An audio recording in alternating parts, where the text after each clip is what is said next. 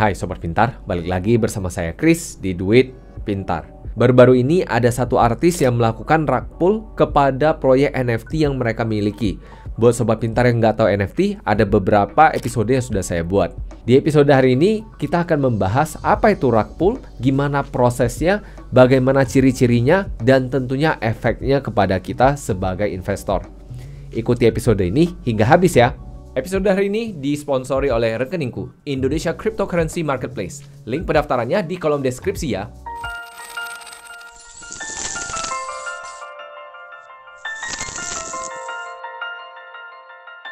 Seperti biasa nih, sebelum memulai, BPJS-nya dulu dong. Bayar pakai jempol, share, dan subscribe saja. Episode dari Duit Pintar akan selalu saya hadirkan di setiap Senin dan Kamisnya. Jadi Sobat Pintar bisa dapatkan episode yang lebih banyak dari Duit Pintar. Dengan tren investasi aset kripto yang semakin marak di beberapa tahun belakangan ini, banyak sekali orang-orang yang membangun proyek dan mengatasnamakan DeFi ataupun Decentralized Finance. Apa itu DeFi? Kita akan bahas di episode selanjutnya. Namun belakangan ini ada satu istilah yang sering digunakan oleh investor aset kripto ketika ngejudge salah satu proyek-proyek yang ada di Indonesia, yaitu ada kemungkinan rug pull nggak? Namun apa itu rug pull sebenarnya? Rug pull tentunya berasal dari bahasa Inggris, yang kalau misalnya kita artikan secara harafiah, artinya karpet yang ditarik. Sesimpel itu. Maksudnya gimana nih karpet yang ditarik? Jadi karpet yang ditarik ini ibaratnya kalau misalnya kita ke satu toko karpet, kita hendak membeli karpet, si penjual karpet ngomongnya begini, ini kalau misalnya kita berdiri di karpet, kita akan ngerasain badan kita menjadi lebih ringan, ngerasain bahwa kita lebih sehat dan sebagainya. Jadi diceritakan bahwa kita akan merasakan sesuatu hal yang enak sekali. Namun tentunya untuk bisa kita mencoba dan berdiri di atas karpet ini, kita diwajibkan untuk bayar.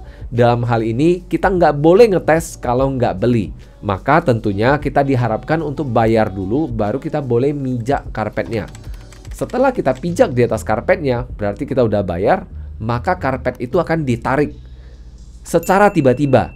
Nah, kita sebagai pembeli tentunya akan jatuh dong, karena ditarik secara mendadak. Kita kan nggak ringan seperti misalnya botol dan sebagainya yang bisa ditarik kemudian botolnya tetap di sana. Kita kalau pijak di atas karpet, kita ditarik secara tiba-tiba, tentunya kita bisa jatuh. Itulah rug pull. Jadi kalau misalnya kita mau artikan, rug pull singkatnya adalah tim developer dan atau tim pendiri yang meninggalkan kita sebagai investor terhadap proyek yang sudah kita investasikan, yang mana tentunya janjinya nggak bakal terrealisasi. Namun satu hal yang bisa saya pastikan, bahwa rug pull bukan hanya terjadi di proyek-proyek NFT.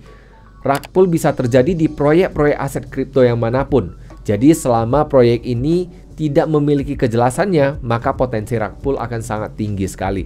Lalu proses dan ciri-ciri rug pull itu kayak gimana? Nah, saya akan coba jelaskan secara step by step ataupun langkah demi langkah agar Sobat Pintar bisa lebih berhati-hati kalau memang Sobat Pintar hendak berinvestasi di aset kripto yang baru ataupun hendak berinvestasi membeli NFT yang baru. Kembali kalau Sobat Pintar lupa apa itu NFT ataupun ingin tahu lebih mendalam, episode sebelumnya saya ada bahas cukup mendalam bersama dua teman saya, yaitu Bro Himawan dan juga Bro Evan. Tentunya agar rug pull bisa terjadi, maka tim developer dan atau tim pendiri tentunya harus sudah memiliki proyek. Di dalam proyek ini tentunya banyak sekali hal yang akan dijanjikan. Tentunya untuk kita investor aset kripto yang masih baru, yang masih nggak ngerti seberapa fananya dunia aset kripto ini, alangkah lebih baik jauh lebih berhati-hati. Karena biasanya setelah mereka buat proyeknya, mereka akan langsung jual koinnya secepat mungkin. Salah satu cara mereka supaya bisa jual cepat, yaitu dengan mendaftarkan aset mereka melalui DEX ataupun Decentralized Exchange, yang mana saya akan bahas ketika saya bahas mengenai DeFi nantinya. Setelah mereka punya proyeknya, mereka mulai jual koinnya, mereka mulai bawa orang-orang yang penting, orang-orang yang berpengaruh ataupun istilah lainnya adalah call ataupun key opinion leaders. Dan orang-orang ini biasanya akan berusaha mempengaruhi kita, ngasih tahu nih, ini nih siapa yang buat nih, ini proyeknya bakal naik nih, harganya bakal tuh Uranus nih dan sebagainya. Ya suka mereka sih, mereka boleh janji, boleh ngomong apa aja selama mereka dibayar. Ada sih yang mungkin nggak dibayar pakai rupiah, dibayar pakai koin. Sah-sah aja sih menurut saya. Tapi ya, apakah itu sah menurut peraturan BI? Ya silakan jawab sendirilah untuk hal itu. Kemudian setelah mereka jualan, mereka promosi secara gembar-gemboran, mereka akan ngomong nih, ini nih proyek kita sudah diaudit oleh auditor independen yang namanya Certik ataupun auditor independen lainnya. Perlu kita ingat bahwa auditor-auditor ini dibayar oleh si pemilik proyek. Jadi apakah mereka akan independen? Ya bisa aja sih. Tapi ada juga beberapa proyek yang sudah di label audited, tapi hasilnya juga jelek sih. Bahkan terjadi rug pull juga. Jadi menurut saya, baik teraudit ataupun tidak teraudit, kita harus mengerti apa yang diaudit sebenarnya. Salah satu hal yang diaudit oleh Certik yaitu smart contract-nya ataupun kontrak pintarnya. Dicek apakah ada celah keamanan. Kalau memang ada celah keamanan, ya memang nggak selesai auditnya. Tapi kalau misalnya nggak ada, ya mungkin itu akan dilewatkan auditnya. Namun ada satu hal yang harus kita pahami, yaitu kalau memang dijalankan proyeknya oleh satu pihak tertentu, maka ini tetap ada potensi rug pull. Yang mana seperti yang sudah saya jelaskan di episode-episode sebelumnya, yaitu mengenai sentralisasi. Selama proyeknya sentralisasi ataupun diatur oleh sekelompok orang, maka potensi rug pull tetap akan ada. Selain itu, apa yang dilakukan? Selain itu, yang sering dilakukan adalah mengumbar proses-proses yang kecil-kecil ini. Jadi setiap ada update kecil akan selalu diumbar, selalu digoreng, tujuannya adalah harganya supaya naik. Dan yang tidak kalah penting, kalau kita masuk ke komunitasnya, lebih banyak bahasnya harga. Harga. Bukan bahas proyeknya untuk apa, progresnya seperti apa, dan sebagainya. Yang mana yang lebih penting menurut saya, yaitu bahas teknologinya, use case-nya untuk apa, kegunaannya untuk apa. Apakah hanya untuk digoreng-goreng, untuk dispekulasi saja, ataupun istilah lainnya adalah pump and dump. Dan ada beberapa contoh hal lain yang sering diumbar. Misalnya, kita udah listing nih di CoinGecko, CoinMarketCap, dan sebagainya, ataupun di website-website lainnya. Yang mana menurut saya ini bukan suatu kebanggaan. Ini adalah hal yang biasa-biasa aja. Nampak banget nggak kerjanya sampai hal begitu juga diumbar. Menurut saya yang harus diumbar adalah progres teknologinya. Itu yang lebih penting daripada hal-hal nggak penting seperti itu. Karena secara teknologi yang difokuskan adalah penggunaannya. Ini yang nggak difokuskan malah. Tapi pembahasannya malah kita listing di sini, kita listing di situ. Ini menurut saya kurang penting, kurang relevan dengan proyeknya. Walaupun memang di sisi lain ini akan mempermudah orang-orang yang mau membeli tokennya ataupun membeli koinnya. Selain itu, setelah mereka listing di CoinMarketCap, CoinGecko, biasanya nih mereka akan ngomong begini. Kita udah di top berapa nih di CoinMarketCap ataupun CoinGecko? Dan menurut saya ini adalah angka yang nggak masuk akal juga. Nggak masuk akal dalam artian begini. Kita harus mengerti market capitalization itu apa. Market capitalization adalah total sirkulasi yang beredar dikalikan dengan harganya. Jadi kalau misalnya saya ingin kapitalisasi pasar saya mencapai 1 triliun rupiah, caranya mudah sekali sebenarnya. Caranya adalah saya bisa buat tokennya 1 triliun unit, kemudian saya jual token saya di harga 1 rupiah. Lalu saya janjikan ke orang-orang, ini 1 rupiah bakal menjadi 100 rupiah. Siapa sih yang nggak mau beli? 1 jadi 100 kali lipat. Menurut saya sih ini adalah hal yang cukup absurd. Kalau kita percaya dengan hal beginian, maka saran saya kita jangan investasi dulu. Kita pelajari dulu apa yang terjadi, gimana cara mereka membuat kapitalisasi pasar mereka segitu besar. Bayangkan nih, saya kasih gambarannya. Perusahaan yang sudah besar banget untuk mencapai angka 1 triliun itu susah banget. Ini masa yang nggak punya apa-apa, proyeknya belum jalan, semuanya masih jualan kertas, masih jualan mimpi, bisa tiba-tiba 1 triliun. Masuk akal nggak kira-kira? Dan tentunya setelah kita terbuai dengan janji-janji dari developer dan pendirinya, tentunya kita akan beli koinnya. Dan setelah kita beli koin, yang dilakukan adalah mereka akan goreng harganya, kasih harganya naik. Ini membuat kita happy dan membuat kita akan deposit dan beli lebih banyak. Dan setelah target mereka tercapai, yang mereka lakukan adalah mereka akan tutup posisi mereka, yaitu dengan cara menjual koin yang mereka miliki kepada publik. Dengan begitu, mereka sudah memegang koin yang lebih baik, koin yang sudah lebih kuat, seperti misalnya BTC, ETH, dan juga BNB. Dan lama-kelamaan, semakin banyak orang yang menggoreng ini, semakin banyak KOL dan juga influencer yang jualan ini, maka akhirnya harganya naik. Yang mana ketika harganya naik, likuiditasnya sudah cukup gemuk, ya alhasil mereka tinggal keluar ataupun exit liquidity. Dan seperti yang kita ketahui, apapun transaksi yang terjadi di jaringan blockchain, semuanya tercatat dan semuanya dapat dilacak. Hal ini ngebuat para developer dan para pendiri yang sudah melacak mana uang mereka dan mana uang rakyat, maka ini akan mudah sekali untuk mereka keluar. Jadi kalau misalnya hitung-hitungan mereka, ini nih uang investor udah mencapai 500 miliar nih. Ya sudah, kita keluar, kita tinggal katakan, wah ini proyeknya nggak jalan nih dan sebagainya dan sebagainya. Ya alasan lah, ngeles, bisa tunda-tunda selama-lamanya. Dan tentunya kita harus pikir kembali. Enak sekali dong mereka-mereka pegang koin-koin yang sudah well established. Sedangkan kita dikasih koin yang masih nggak jelas masa depannya. Kira-kira kenapa nih? Salah satu contoh yang paling populer adalah proyeknya Tron. Proyek Tron melakukan copy kode-kode dari banyak sekali proyek. Namun bukan hanya itu saja. Orang-orang yang sibuk memuja dari pendirinya membeli tokennya Tron. Tapi si pendirinya Tron, mereka malah membeli Bitcoin. Jadi ini logikanya kemana nih? Ketika harganya turun, kenapa kamu nggak beli Tron? Kenapa kamu malah beli Bitcoin? Jadi silahkan jawab sendiri. Aktivitas mereka keluar dengan mencabut likuiditas dari transaksi mereka, itu adalah namanya rug pull. Namun belakangan ada berkembang istilah baru, yaitu soft rug pull. Yaitu rug pull yang lebih halus, yang nggak kelihatan kalau developernya kabur. Yaitu caranya dengan menurunkan harganya.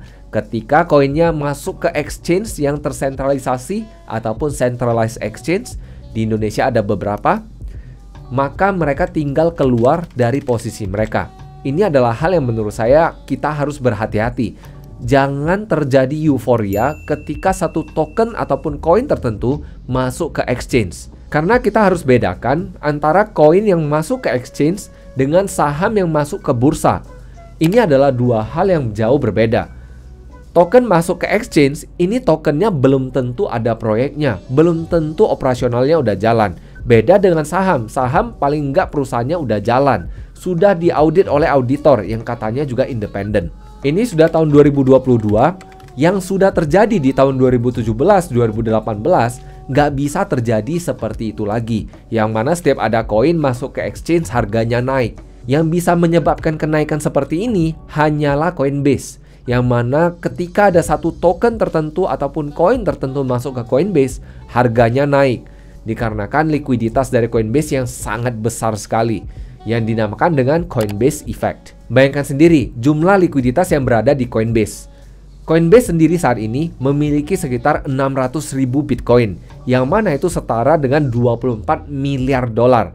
Yang mana kalau kita rupiahkan sekitar 300 hingga 400 triliun rupiah. Ya tinggal kita bayangkan aja, 300 hingga 400 triliun rupiah. Ini belum termasuk aset-aset lainnya. Jadi likuiditas di Coinbase memang sangat besar sekali, sehingga memang bisa memberikan efek yang sangat besar kepada koin-koin yang baru masuk ke sana.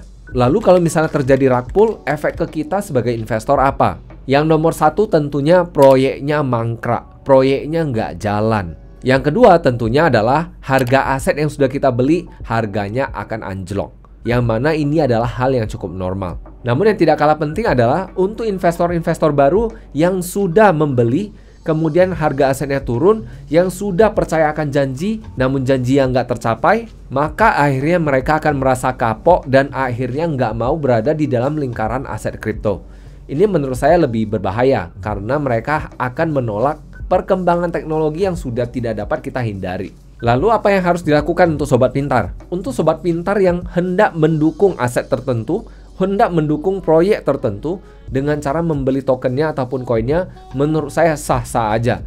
Menurut saya kalau misalnya sobat pintar ingin tetap mendukung proyek-proyek ini untuk masa mendatang, menurut saya oke-oke aja. Tapi alangkah lebih baik setiap kali kita mendukung proyek tertentu tersebut, kita membeli token ataupun koinnya, jangan pernah kita memiliki harapan harga token ataupun koinnya akan naik. Karena dengan memiliki harapan tersebut, kebanyakan kita akan kecewa. Jadi anggap saja kita ikut proyek Kickstarter ataupun ikut proyek crowdfunding. Kita membeli tokennya dengan tujuan karena kita mendukung si pembuat proyek ini agar bisa merealisasikan janji mereka. Kalaupun nggak terrealisasi, ya paling nggak kita nggak harap harganya naik, anggap saja kita sumbangkan. Kenapa saya katakan seperti itu? Karena kalau kita punya mindset dari awal, kita sudah menginvestasikan jangka panjang dengan harapan ini akan naik, kebanyakan kita akan berakhir kecewa. Bukannya saya mau memberikan cara berpikir yang negatif, namun ini adalah berdasarkan pengalaman saya. Jadi alangkah lebih baik beli dan hanya untuk dukung. Bukan beli kemudian kita harap akan naik dan tiba-tiba menjadi triliuner dan kaya mendadak. Itu adalah satu dari entah berapa ribu ataupun mungkin berapa juta orang. Dan sebagai peringatan, sejauh pengetahuan saya hingga episode ini saya posting, bahwa kalau misalnya kita ingin melakukan crowdfunding ataupun penggalangan dana, kita harus memiliki izin dari OJK terlebih dahulu. Kalau kita nggak memiliki izin dari OJK, ya tentunya kita nggak boleh menggalang dana. Dan tentunya yang tidak kalah penting, banyak sekali proyek yang menjanjikan bahwa tokennya bisa digunakan untuk alat pembayaran, yang mana ini berlanggaran dengan peraturan Bank Indonesia. Jadi sebagai investor kita juga harus lebih bijak dan lebih pintar melihat apa yang mereka janjikan dan apakah ini kemungkinan bisa dilakukan di Indonesia. Jadi untuk menyimpulkan episode hari ini, maka apabila kita hendak membeli proyek aset kripto tertentu, jangan terlalu mendengar iming-iming yang dijual karena belum tentu mereka bisa menyelesaikannya ataupun memberikannya kepada kita. Kemudian yang tidak kalah penting adalah setiap kita hendak membeli proyek-proyek demikian, kita harus mengerti apapun yang terlalu baik ataupun too good to be true, bisa aja itu memang benar-benar too good to be true. Nggak nyata, terlalu enak kedengarannya. Jadi kita sebagai investor kita harus lebih bijak, lebih kritis dalam menghadapi hal-hal demikian. Dan untuk menutup episode hari ini, kembali saya katakan kalau kita hendak membeli satu token ataupun aset tertentu di dunia kripto, pastikan kita membeli dengan mindset kita mendukung proyek tersebut, bukan mengharapkan kenaikan harganya. Kalau kita melakukan pembelian kemudian kita harapkan harganya naik, memang ini sedikit agak mengada-ngada. Jadi kita beli, anggap kita dukung agar proyeknya terrealisasi dan kita akan gunakan di masa mendatang. Itu saja episode saya hari ini. Terima kasih sudah menyimak. See you in the next episode and bye-bye.